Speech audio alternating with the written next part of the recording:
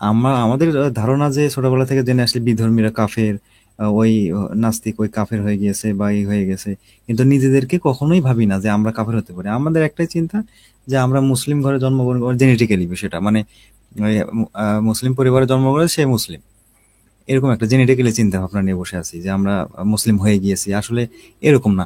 আপনি দেখবেন কোরআনে আছে, ইয়াকুব আলাইহিস সালাম তার সন্তানদের বলছে তোমরা মুসলিম না হয় কেউ মৃত্যুবরণ করো না। এখন তার মানে কি ওনারা ওনারা অমুসলিম ছিলেন? এরকম কি তো এইটা কখনোই না। সূরা ইমরানের আহ, হ্যাঁ, 102 নম্বর আয়াতে আল্লাহ তাআলা বলছেন, দেখেন, আপনারা দেখতে পাচ্ছেন মনে হয়। হে মুমিনগণ, তোমরা আল্লাহকে ভয় করো যথাযথ হবে, এবং তোমরা মুসলমান না হয়ে মারা যেও না। ঠিক আছে? হ্যাঁ, এটা এখানে আমি কিন্তু এগ্রি একটা করতেছিলাম।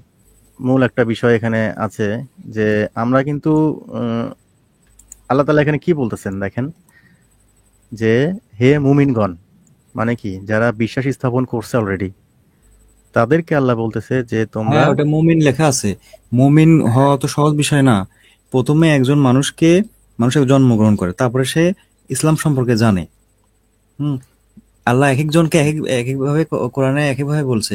কখন বলছে হে আইয়ুহাল্লাযিনা আমানু, হে ইমানদারগণ, হে মানব জাতি, হে নিসা, হে নারীরা।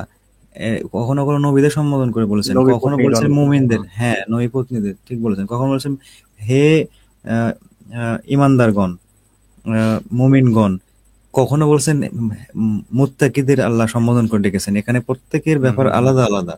তো ওখানে বলাই হচ্ছে মুমিন। আমরা তো জানি যে মুমিন, মুমিন মুসলমান মানে সে খুবই ভালো। অবশ্যই মুমিন, মুমিন হতে গেলে বা মুমিন একজন মানুষ সেটা অর্জন করতে গেলে এটা খুবই ব্যাপারটা অত সহজ নয়। হ্যাঁ, তাকে অবশ্যই ধর্মের প্রতি শ্রদ্ধা ভক্তি থাকতে হয়। আহ, আর অনেক কিছু মেনটেন করে চলতে হয়। আল্লাহ ওখানে বলতেছেন, ওটা আরেকবার পড়েন তো, যেটা বলতেছে। আহ, আল্লাহ হ্যাঁ, তাআলা বলছেন, হে মুমিনগণ, ও আল্লাহকে ইউ ভয় হ্যাভ, করো। হ্যাঁ ও ইউ হ্যাঁ, হ্যাভ, হু হ্যাভ বিলিভড, হ্যাঁ, যে বিশ্বাসী অর্থাৎ মুমিন। যে বিশ্বাসী, হ্যাঁ, যে বিশ্বাস করলো, তাদেরকে হ্যাঁ, আল্লাহ বলতেছে যে তোমরা আল্লাহকে সেভাবে ভয় করো যেভাবে আল্লাহকে ভয় করা উচিত, সেভাবে হয় করা উচিত। এবং তোমরা মুসলিম না হয়ে মৃত্যুবরণ করো না। মানে আল্লাহ তাআলা এখানে বলতেছেন যে তোমরা যারা ইমানদার তাদেরকে বলতেছে যে তোমরা মুসলিম না হয়ে মৃত্যুবরণ করো না। তাহলে দেখেন কতটা সাংঘাতিক কথা। আর আমরা ভাবতেছি আমরা মুসলিম হয়ে গেছি। জন্মগতভাবে মুসলিম হয়ে গেছি। হ্যাঁ, হ্যাঁ, মুসলিম। এখানে আরো বিষয় আছে। এটা খুবই মানে অপ্রিয় হলেও সত্য যে প্রথমে একজন মানুষ, ধরেন একজন হিন্দু ব্যক্তি বা একজন খ্রিস্টান ব্যক্তি, সে যদি মুসলিম হতে চায় তাহলে সে তো আগে অন্য ধর্মে বিলং করতো। সে ইসলামে আসেনি বা সে মুসলিম নয়। তারপরে সে একটা প্রোটোকলের মাধ্যমে সে মুসলিম হুম। হুম। হলো। হ্যাঁ, তারপরে সে কেবল মুসলিম শব্দ অর্থ, মুসলিম শব্দ কি, বিশ্বাসী, সরি, আত্মসমর্পণকারী। আত্মসমর্পণকারী, হ্যাঁ, হ্যাঁ। হ্যাঁ, সে কেবল সৃষ্টিকর্তার সমস্ত বিধানের কাছে সে আত্মসমর্পণ করলো। সে না, না, কেবল না, মুসলিম এখানে হলো। সাদ ভাই, এখানে একটু বিষয় আমি যেটা বলতেছি সেটা হলো, এটা সিরিয়ালটা হবে এরকম, যে আপনার প্রথমে একজন ইসলামের ছায়াতলে আসলো, বা ইসলাম সম্পর্কে জানলো। ঠিক আছে? ইসলাম সম্পর্কে যখন জানলো তখন সে বুঝবে যে আল্লাহ তাআলা আসলে একজনই, তার নবী রাসূলের প্রতি বিশ্বাস, হ্যাঁ, নিশ্চয়ই তারপরে একজন আস্তিক। হ্যাঁ, সে হ্যাঁ, নিশ্চয়ই একজন হ্যাঁ, আস্তিক। আস্তিক, হ্যাঁ। অবশ্যই, হ্যাঁ, নবী সে একজন আল্লাহ তাআলা আস্তিক। যেমন সূরা বাকারায় বলতেছেন, দেখেন, আমি এটা একটু দেখাই। সূরা বাকারার প্রথম আয়াতেই যেটা আল্লাহ তাআলা ২ নম্বর আয়াতে বলতেছেন, আহ, এই সেই কিতাব যাতে কোনো সন্দেহ নেই। এখানে আল্লাহ তাআলা বলতেছেন যে যারা গায়েবের প্রতি ঈমান আনে, সালাত কায়েম করে, এবং যা দিয়েছি তা থেকে ব্যয় করে। ঠিক আছে? এরপরে তোমার প্রতি যা নাজিল ও তোমার পূর্বে যা নাজিল করা হয়েছে তাতে বিশ্বাস স্থাপন করে। ঠিক আছে? তার মানে কি বোঝা যাচ্ছে, যে আহ, যারা প্রিভিয়াস যা যা নাজিল করা হয়েছে সেগুলোকে বিশ্বাস করে, আল্লাহ তাআলা একজন, তার প্রতি বিশ্বাস হ্যাঁ, রাখে, যারা গায়েবের প্রতি ঈমান আনে। ঠিক আছে? তারা হলো কি, তারা যখন ঈমান আনতেছে, যারা ঈমান আনে তারাই তো মুমিন, নাকি? কি বলেন আপনি? হ্যাঁ, যারা ঈমান আনে তারা মুমিন, তারা বিশ্বাসী, ঈমান এনেছে। তাহলে বিষয়টা কি দাঁড়ালো? যারা ঈমান আনে তারা হলো কেবল বিশ্বাসী। ঠিক হ্যাঁ, আছে? কেবল বিশ্বাসী, সে বিশ্বাস করা তারা শুরু করেছে। কেবল কেবল কেবল প্রথম স্টেপ, মানে তারা কেবল হ্যাঁ, হচ্ছে একদম মানে প্রথম স্টেপ। রুট লেভেলে কেবল তারা বিশ্বাস স্থাপন করলো যে হ্যাঁ, যে আমি ঈমান আনছি আল্লাহ তাআলা এক, তার কিতাব সমূহেতে বিশ্বাস আনছে, তার ফেরেশতা সমূহে, তার নবী রাসূল সমূহে আমি বিশ্বাস আনলাম। এখন দ্বিতীয় কাজ যেটা, প্রথম প্রথম স্টেপ গেল আমি শান্তির দিকে আসলাম, মানে ইসলামের দিকে আসলাম। এরপরে আমি বিশ্বাস করলাম যে হ্যাঁ আল্লাহ তাআলা এক, নবী রাসূলগণকে আল্লাহ তাআলা পাঠাইছেন, এই বিষয়টা। তারপর ফেরেশতা কুলে বিশ্বাস, তারপরে আপনার কিতাব সমূহে বিশ্বাস, এই বিষয়গুলো প্রথমে আমি মনে প্রাণে মেনে নিলাম, হ্যাঁ ঠিক আছে। হ্যাঁ, সেটা সমস্ত কিতাবে বিশ্বাস। অতীতে সমস্ত কিতাবে, অতীতে হ্যাঁ আমি তো তাওরাত ওইটাই দেখালাম তাওরাত সূরা বাকারা। হ্যাঁ, আমি একটু হ্যাঁ বলি, তাওরাত, জাবুর, ইনজিল, কোরআন, হযরত মুসা, হযরত দাউদ, হযরত ঈসা, হযরত ঈসা, মুহাম্মদ সাল্লাল্লাহু আলাইহি ওয়াসাল্লাম। জি। এই পূর্ববর্তী কিতাবসমূহে বিশ্বাস রাখতে হবে। বলা যাবে না যে ওইগুলো বাতিল হয়ে গিয়েছে। এই যে এখানে আপনি খেয়াল করেন, আর তোমার প্রতি যা নাজিল হয়েছে, মানে এটা রাসূল সাল্লাল্লাহু আলাইহি সাল্লামের প্রতি যেটা নাজিল হয়েছে মানে কোরআন, হ্যাঁ, এবং সর্বশেষ শেষ বলা এবং হচ্ছে। তোমার পূর্বে যা নাজিল হয়েছে তাতে তারা বিশ্বাস স্থাপন করে। মানে কি হলো যে তার পূর্বে যে কিতাবগুলো আল্লাহ তাআলা আমাদেরকে জানাইছেন যে এই কিতাবগুলো নাজিল হয়েছে, তো সেই বিষয়গুলোর উপরে বিশ্বাস স্থাপন করতে হবে। এরপরে আমরা, তাহলে যদি আমরা এই কথাতে বিশ্বাস স্থাপন করি তাহলে কি হলো, আমরা আহ, ইমানদার হলাম, মানে আমরা ইমান আনলাম, ঠিক আছে, বিশ্বাস স্থাপন হ্যাঁ, করলাম।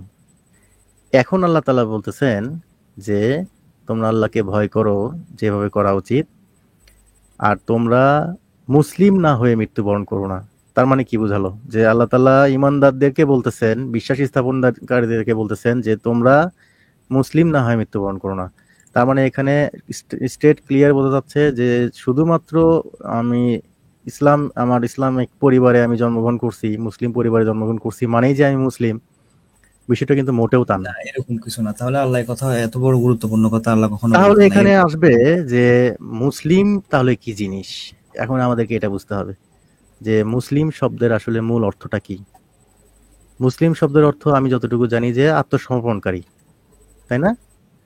হ্যাঁ, এটাই সবচেয়ে বেশি প্রচলিত হ্যাঁ, আহ, তার শব্দ। মানে আত্মসমর্পণকারী। তাহলে আমি কিসে আত্মসমর্পণ করব? একজন সৈনিক যখন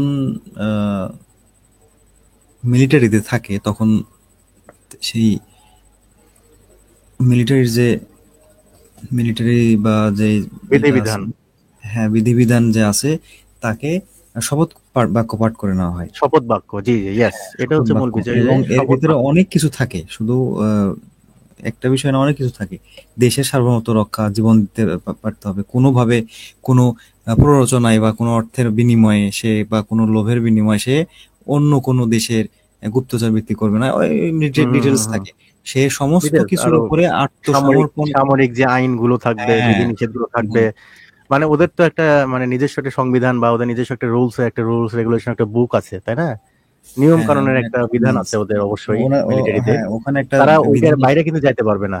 না, তারা যেতে পারবে না। ওইটার বাইরে যদি যায় তাহলে কিন্তু তাদেরকে কোর্ট মার্শাল করা হয় বা বিভিন্ন শাস্তির ব্যবস্থা করা হ্যাঁ, হয়। বিভিন্ন শাস্তি দেওয়া তারা হয়। কিন্তু ওই রুলস এর বাইরে কখনোই যাইতে পারে না। তবে তো আল্লাহ তাআলা এর বাইরে ইসলামের বাইরে চলে গেলে কোর্ট মার্শালে বা তাদের শাস্তি দিতে হবে এরকম কোনো কথা বলেনি। কোরআনে এরকম কোনো কথা নাই। তাদেরকে করো না, বরং শান্তির ভালোভাবে বুঝিয়ে তাদেরকে কথাগুলো বলো। না, এই এটাই শাস্তিটা মনে আসলে হচ্ছে। আমরা দিব না, এই শাস্তিটা দিবে হচ্ছে যে বিধানদাতা তিনি, ঠিক হ্যাঁ, আছে, এই বিধানদাতা শাস্তি তিনি দেওয়ার দায়িত্ব দিবেন। তো আমাদের না। এইটা ধর্ম যার, যে ধর্ম বা যে নিয়মটা যে বানাইছে, শাস্তিটা হ্যাঁ, হ্যাঁ, শাস্তি হ্যাঁ, হোক তার বা পুরস্কার হোক তিনি সেটা দিবেন। কিন্তু তাই দিবে, তাই না? এটা এটা তিনি কিন্তু হ্যাঁ, হ্যাঁ, তিনি দেয়ার মালিক তিনি। এটা কিন্তু আমরা আসলে এখানে ইয়ে করতে পারি না যে হ্যাঁ ও খারাপ, ও ভুল করছে, ওর জন্য শাস্তি, ও ইসলাম থেকে বের হয়ে গেছে ওর জন্য শাস্তি না। এই বিষয়ে দায়িত্ব সম্পূর্ণ আল্লাহর।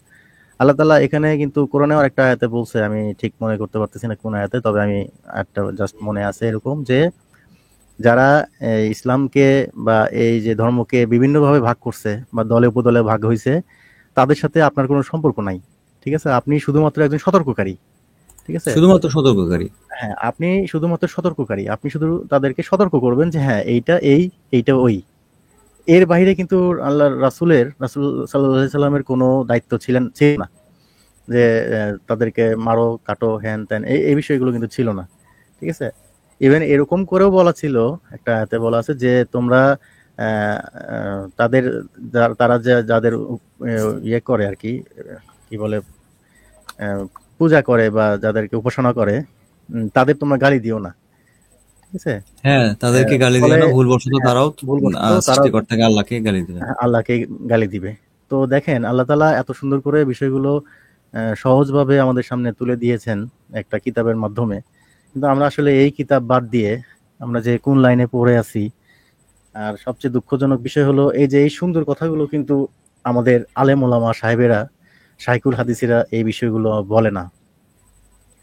তারা খুঁজে খুঁজে এমন এমন কিছু আয়াত বের করে যে আয়াতগুলো আসলে তারা সঠিক তাফসির করতে পারেনি বা অনুবাদ করতে পারেনি, বা তাদের এই বিষয়টায় মানে হাদিসের সঙ্গে মিলাইতে গিয়ে তারা ভুল ভাবে অনুবাদ করে রাখছে।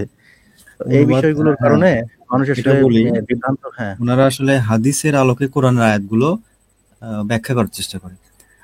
একটা হাদিস, আগে হাদিস ওনারা পাঠ করেন, তারপরে সেটার আলোকে কোরআনের আয়াতগুলো ব্যাখ্যা করেন। কিন্তু কোরআনের আয়াত পাঠ করার পরে সেটার আলোকে তাফসির করা বা ব্যাখ্যা করা উচিত, কারণ মানে ওটাই আমাদের মূল, ওটাই আমাদের আসল। তো আমরা হাদিস যেখানে দিয়ে ছিলাম, কি আসলে কোরআন জাস্টিফাই করা এটা কি সম্ভব? এটা আমরা কি আসলে হাদিস দ্বারা যৌক্তিক? কোরআন জাস্টিফাই করা সম্ভব, কিন্তু সেটার ফল খারাপ হবে, ভালো হবে না। সম্ভব না, অসম্ভব না। সেটা আসলে কোনো মানে আসবে না, ফজিলত আসবে না। হুম মানে হুম ওটা হুম। অ্যাপ্লাই করলে আর ক্ষতির হবে। বরঞ্চ আগে আমরা কোরআন পেয়েছি, কোরআন দ্বারাই আমরা পরবর্তী সিদ্ধান্ত নেব, তাফসির করব, সেখান থেকে জ্ঞান অর্জনের চিন্তা করব। হাদিস দ্বারা আমরা কোরআনকে জাস্টিফাই করার কেউ না আমরা, এটা আমরা করতে পারি না। তো আমরা হ্যাঁ মূল সেটাই। জায়গায় ফিরে যাই, সেটা হচ্ছে যে আহ, আত্মসমর্পণকারী একজন মিলিটারি, যেটা তার গাইড থাকে, ওনার যে শপথ বাক্য পাঠ থাকে, সে তো একজন মোট মুসলিম সে। কথা, এইটা হ্যাঁ, এইটা আমি একটু ভেঙে দেই সাদ ভাই। সেটা হচ্ছে কি, আহ, আত্মসমর্পণ বিষয়টা ওখানে আবার অনেকে ভাববে যে অন্য পক্ষের কাছে গিয়ে আত্মসমর্পণ, বিষয়টা কিন্তু তা না। যখনই একজন মিলিটারিতে জয়েন করলো, যখন সে শপথ বাক্যগুলো পাঠ করলো এবং নিজের মধ্যে সেটাকে ধারণ করলো, তার মানে কি, যে নিয়ম অনুযায়ী তাদেরকে চলা লাগবে, চলতে হবে আর কি, সেই বিষয়টাকে সে মেনে নিল। মেনে নেওয়া মানে হচ্ছে ওই বিধানের কাছে সে আত্মসমর্পণ করলো, মানে এই বিধানটা সে হ্যাঁ, ঠিক। আহ, অকপটে এটা মেনে নিল, তাই না? তো এটা হচ্ছে সেই আত্মসমর্পণের বিষয়টা। তো এখানে যে আল্লাহ তাআলা যে বলছেন যে তোমরা মুসলিম না হয়ে মৃত্যুবরণ করো না, তার মানে কি দাঁড়াচ্ছে আপনার, আহ, তোমরা আত্মসমর্পণকারী না হয়ে মৃত্যুবরণ করো না। মৃত্যুবরণ করো না। তার মানে কি দাঁড়ালো, আত্মসমর্পণ এখন কিসে করব আমরা? সেটা হলো আল্লাহ তাআলা যে বিধান দিয়েছেন আমাদেরকে, আল্লাহ তাআলা আমাদেরকে যে কোরআন দিয়েছেন, যে হুদাল লিন্নাস, সমগ্র হ্যাঁ, মানব বিশ্বের জন্য যে কিতাবটা আল্লাহ তাআলা আমাদেরকে দিয়েছেন, হ্যাঁ, আমরা সেই হ্যাঁ, কিতাবের কাছে হ্যাঁ, আত্মসমর্পণ রাইট, করব সমগ্র মানব জাতির জন্য। মানবতার জন্য, মানব হ্যাঁ, জাতির জন্য। মানব জাতির জন্য। হ্যাঁ, তো এটা একটা আমরা ফোরকানের মতো, হ্যাঁ, এটা ফোরকানের মতো, এটা একটা সত্য এবং মিথ্যাকে, কোনটা সত্য কোনটা মিথ্যা সেটা এই সেটার কোরআনের মাধ্যমে, প্রভেদকারী। হ্যাঁ, অনেকটা ওই কোষ্ঠী পাথরের মতো, হ্যাঁ, কোনটা সোনা হুম আর হুম হুম কোনটা নকল সোনা সেটা করবে। তো কোরআনে অনেকগুলো নাম আছে, আহ, এরকম আর কি। তো আত্মসমর্পণকারী, তো আমরা ভেবে বসে আছি আমরা জন্মগ্রহণ করেছি, আমরা আমরা মুসলিম হয়ে গেছি, কিন্তু এখানে অনেকগুলো স্তর আছে, যেটা আপনি প্রথমে বললেন। হুম হুম। প্রথমে আমি জন্মগ্রহণ করব, তারপর পিতা মাতার কাছে ধীরে ধীরে শিখবো, মসজিদে যাওয়া শিখবো, মক্তবে যাওয়া হুম শিখবো, হুম হুম। কোরআন পাঠ করা শিখবো, দেখবো আস্তে আস্তে বাড়তে বাড়তে হ্যাঁ, আমি এক সময় বুঝে যাবো যে সৃষ্টিকর্তা বলে কেউ আছেন। আমাদেরকে, হ্যাঁ, হ্যাঁ, সৃষ্টিকর্তা হ্যাঁ, বলে কেউ একজন আছে এবং সেখানে আছেন। তিনি আমাদেরকে এই গাইড বুক অনুযায়ী চলার হ্যাঁ, জন্য নির্দেশনা বলছি, দিয়েছেন যে তো হ্যাঁ তখন আমি আপনার আস্তে আস্তে বিশ্বাসী তুমি। হয়ে গেলাম। হ্যাঁ, হ্যাঁ হ্যাঁ। বিশ্বাসী হলাম, তারপরে কি আছে, মুমিন, মুমিন, বিশ্বাসী হয়ে গেলাম, তারপর কি আছে, আরো কাছে, এইগুলো কি করতে হবে, এই এই যে বিধানগুলো, এগুলো আমার বাস্তব জীবনে কায়েম করার চেষ্টা করতে হবে। কোথায় কি করবেন, মসজিদে করবেন, মাদ্রাসা না, এটা না, আমি আমি আমি আমি কোথায়, আমার পরিবারে বিধান কায়েম করবো, পরিবারে, আমার কর্মজীবনে, বন্ধু বান্ধবদের মধ্যে, আমার বিশ্ববিদ্যালয়, ইউনিভার্সিটিতে, কলেজে, সব জায়গায়। শুধু এসে মসজিদে নামাজ পড়বো আর আমি হয়ে গেলাম মুমিন, এরকম কখনোই না। এই বিধানগুলো সমস্ত জায়গায় কায়েম করা শিখতে হবে। তারপরে এগুলো যদি যথাযথভাবে কায়েম করতে পারি, কিন্তু এই সমাজ আমাদেরকে এটা করতে দেবে না। কারণ পৃথিবী হচ্ছে ইবলিসের লীলাভূমি, সে সবসময় কি যাবে, ওই যে সিরাতুল মুস্তাকিম পথে, আমি তোমার হ্যাঁ সহজ হ্যাঁ সরল হ্যাঁ পথে বান্দাতে বসে থাকবো, ওত পেতে বসে থাকবো, এরকম করে বলা হয়েছে। হ্যাঁ হ্যাঁ তো হ্যাঁ। এটা করতে দেওয়া হবে না। তো এই এই এই জিনিসগুলো করা যায় এতটা কঠিন, আবার অতটা কঠিনও না। যদিও এখন প্রেক্ষাপটে ব্যাপারটা কঠিন। আহ, তারপরে সে কি হবে? সে হবে সত্যপরায়ণ মুত্তাকি। মোত্তাকিরা যাবে জান্নাতে। জান্নাতে। কোথাও বলা হয়নি মুসলিমরা জান্নাতে যাবে, কোথাও বলা হুম হয়নি হুম মুমিনরা জান্নাত যাবে। এমনকি ইব্রাহিম আলাইহিস সালাম যে উনি আল্লাহর কাছে প্রার্থনা করতেছেন, বলছে হে আল্লাহ আপনি আমাকে সত্যপরায়ণকারীদের সাথে অন্তর্ভুক্ত করুন, হুম ন্যায়পরায়ণদের হুম সঙ্গে অন্তর্ভুক্ত করুন। একজন নবী দাবি মানে ওনার আকাঙ্ক্ষা, উনি আল্লাহর কাছে চাচ্ছেন আমাকে মোত্তাকিদের সঙ্গে, সত্যপরায়ণের সঙ্গে, ন্যায় পরায়ণের সঙ্গে আমাকে সামিল করুন, আমাকে তাদের সঙ্গে রাখুন। তাহলে কোথায় আমরা ভেবে বসে আছি আমরা মুসলিম, একদিন তো একদিন আমরা জান্নাতে চলে যাবই। হুম, এটা অত সহজ নয়। আল্লাহ কঠোর করে বলছেন, খুবই হুঁশিয়ারি দিয়ে বলছেন। আপনি খেয়াল করে দেখবেন, ফুরকান ভাই, হুম আপনি খেয়াল করে দেখবেন যে ইব্রাহিম আলাইহিস সালামের পিতা বলা হয় আজর। আহ, এরকম একটা শব্দ আরবিতে উল্লেখ আছে। উনি কিন্তু রেহাই পাননি। হুম আপনি হুম আরো জানেন, আপনি এটা বলতে পারেন আরো কে কে আছে। নূহ আলাইহিস সালামের ছেলে, তারপরে আরো অনেকে আছে, মোহাম্মদ সাল্লাল্লাহু আলাইহি সাল্লামের চাচা। এগুলো তো কমন। তো খুবই কঠোর, আল্লাহর আইনগুলো খুবই কঠোর। আমরা ভাবছি যে আমরা নামাজে বসছি, আমরা এই কঠোর। সূরাগুলো পাঠ করব। এখানে কঠোর শব্দটা আসলে বলতে গেলে এটা একটু খারাপ শোনা যায়, কারণ হচ্ছে আল্লাহ তাআলা এখানে কিন্তু আরো বিভিন্ন আয়াতে আল্লাহ তাআলা বলেছেন যে আমি তোমাদের জন্য সহজ চাই, আমি তোমাদের জন্য কঠিন চাই না। ঠিক আছে, এটা কিন্তু আল্লাহ তাআলা বিভিন্ন আয়াতে বর্ণনা করছেন যে আমি তোমাদের জন্য সহজ চাই। কিন্তু আল্লাহ বলেছেন এও যে আহ, আমার শাস্তি কঠোর। হ্যাঁ, শাস্তি কঠোর। এখন আপনাকে আমাকে সাধারণ সুন্দর একটা জীবন বিধান দেয়া হলো, বা আপনাকে ধরেন একটা বাড়িতে থাকার জন্য আপনাকে কিছু সাধারণ কিছু নিয়ম কানুন দেয়া হলো যে আপনি এইভাবে আসবেন, এইভাবে বাসায় ঢুকবেন, এইভাবে থাকবেন, এইভাবে খাবেন, এইগুলো খাবেন, এগুলো খাবেন না, এইভাবে তার সঙ্গে বাড়িতে যে আরো মেম্বার আছে তাদের সঙ্গে এই আচরণ করবেন, এই আচরণ করবেন না। সাধারণ কিছু বিষয় আপনাকে বলা হলো। ঠিক আছে, যে হুম। বিষয়গুলো মানে পালন করা একজন মানুষের জন্য সহজ, এক কথায়, যে ওইটা আসলে সাধারণ যে বিষয়গুলো একটা বাড়িতে থাকার জন্য বা একটা পরিবারে থাকার জন্য, এই বিষয়গুলো কিন্তু সহজ বিষয়। কি এমন আমরা করি বলেন কঠিন? তেমন কিছু কঠিন কিন্তু আমাদের কিছু করতে হয় না। তো এই যে কিছু কিছু বিষয়গুলো, এই বিষয়গুলো কিন্তু সাধারণ বিষয় এবং সহজ বিষয়। তো এই বিষয়গুলো যখন আমরা আহ, সহজ বিষয়গুলোকে যখন আমরা জটিল করি, এবং জটিল করতে করতে একটা পর্যায়ে এমন জিনিস বানায় ফেলি আপনার, তখন আর ওগুলো আমরা পালন করতে পারি না, বা পালন করতে চাই না, ইচ্ছা করে করি না।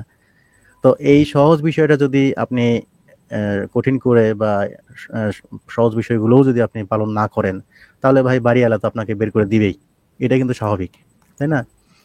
হ্যাঁ, তো বিষয়টা কিন্তু এরকমই যে আল্লাহ তাআলা এই কিতাবে তার মনোনীত বিধানে কিন্তু আমাদের জন্য বিষয়গুলো সহজ করে দিয়েছেন, যে তোমরা এটা করো, এটা করো না, তোমরা হ্যাঁ, ভালো কাজ একেবারেই করো, সহজ। আপনি তোমরা কোরআন মিথ্যা বলো না। পড়েছেন, আমি আমি হ্যাঁ, জানি আপনি কোরআন পড়েছেন।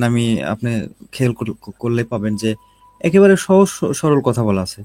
এইভাবে করো, ওভাবে করো, এটা খুবই কঠোর কোনো কথা বলা হয়নি। না, মানে কোনো মানে জটিল ভাবে মানুষ কোনো কমপ্লেক্স করে কোনো বলা হয়নি। বলা হয়নি। বিধানগুলো যেগুলো, হ্যাঁ কিছু কিছু আছে এগুলো বৈজ্ঞানিক আয়াত আছে, কিছু কিছু আয়াত আছে এগুলো একটু হয়। কিন্তু জীবন বিধানের ক্ষেত্রে না, কোনগুলো আমাদের করতে হবে দেখেন এগুলো খুবই কোরআনে সিম্পল। ৬,২০০ ৩৬টা যে আয়াত আছে, এর মধ্যে সবগুলো আয়াতই যে আমাদের জন্য বিধান হিসেবে আল্লাহ তাআলা দিয়েছেন তা কিন্তু না। এখানে কিছু আল্লাহ তাআলা ইতিহাস বর্ণনা করেছেন, কিছু নবীদের বিষয়গুলো বর্ণনা করেছেন।